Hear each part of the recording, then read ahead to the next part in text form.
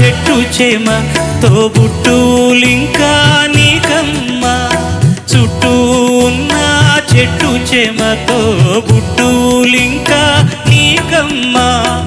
ఆగక పొంగే కన్నీళ్ళే నీ ఆకలి దప్పులు తీర్చేనమ్మా, ఆగక పొంగే కన్నీళ్ళే నీ ఆకలి దప్పులు తీర్చేనమ్మా.